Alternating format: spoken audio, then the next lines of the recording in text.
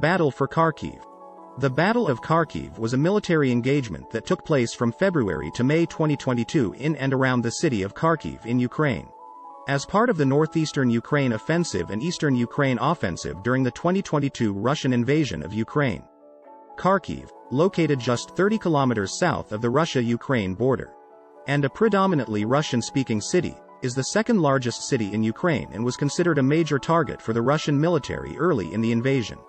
By the 13th of May, Ukrainian forces pushed Russian units attempting to encircle the city back towards the Russian border. Additionally, it was reported that Russia had withdrawn units from the area.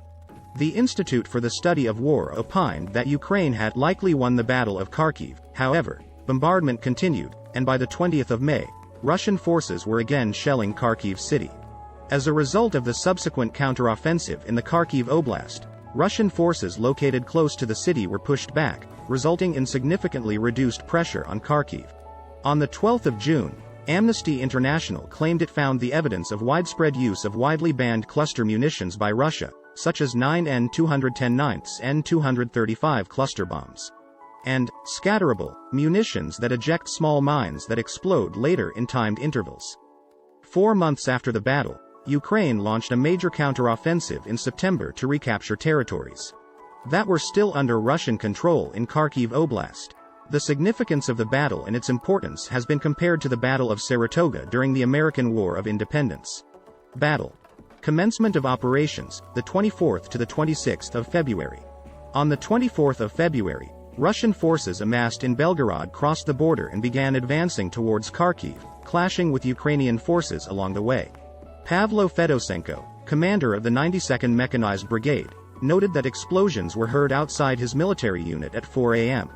Part of the body of forces broke off towards Vovchansk, capturing the city after a short battle and heading south towards Izium. Russian forces began encircling Kharkiv from the north and eastern directions. By the 25th of February, fierce fighting had broken out in the northern suburbs of the city, near the village of Surkuni, where Ukrainian forces were able to hold against Russian forces. Russian artillery barrages hit an apartment block in the city, killing a young boy. On the 26th of February, Oleh Syniehubov, the Ukrainian governor of Kharkiv Oblast, announced a curfew and that non-military vehicles on the street would be liquidated. American officials reported that the heaviest fighting of the entire conflict was occurring at Kharkiv. In the early morning of the 27th of February, Russian forces destroyed a gas pipeline in Kharkiv. Fighting in the city, the 27th to the 28th of February. On the 27th of February, 2 companies of the Russian Second Guard Spetsnaz Brigade entered Kharkiv proper. According to Ukrainian officials, some Russian soldiers attempting to enter the city from the west were stopped at Pisokin. The Russian companies were cut off as soon as they had advanced into the city. Ukrainian officials claimed that their forces had destroyed at least 6 Gaz Tiger Miz, half of Russian military vehicles that had advanced into Kharkiv. Russian Ministry of Defense spokesman Igor Konashenkov claimed that Russian forces had secured the surrender of the Ukrainian 302nd Anti-Aircraft Missile Regiment and captured 471 Ukrainian soldiers, a claim that Ukrainian officials denied. A fierce firefight broke out at the school number 134, where one Russian company was pinned down. Syniehubov reporting that heavy fighting was occurring, and Ministry of Internal Affairs advisor Anton Heroshenko claiming street fighting was underway in the city center.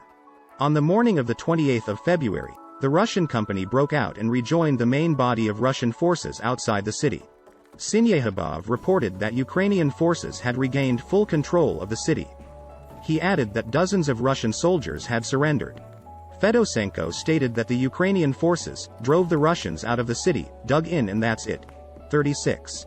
Intensified strikes, the 28th of February to the 2nd of April.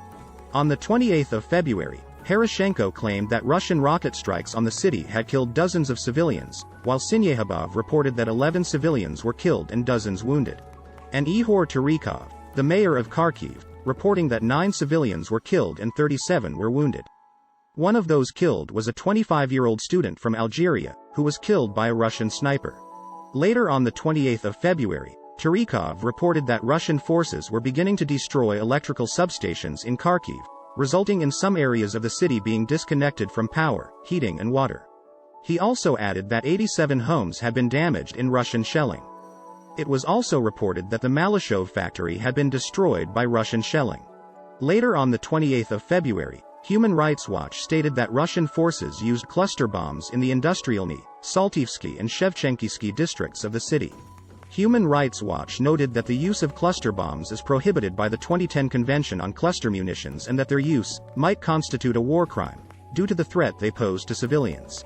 On the morning of the 1st of March, a Russian 3M-54-1 caliber missile struck Freedom Square in central Kharkiv, detonating in front of the Kharkiv Oblast Administrative Building.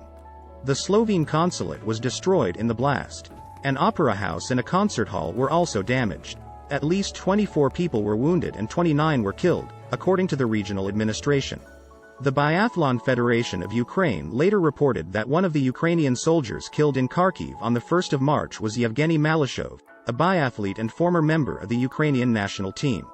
Later on the 1st of March, it was reported that an 21-year-old Indian student studying at Kharkiv National Medical University had been killed during Russian shelling.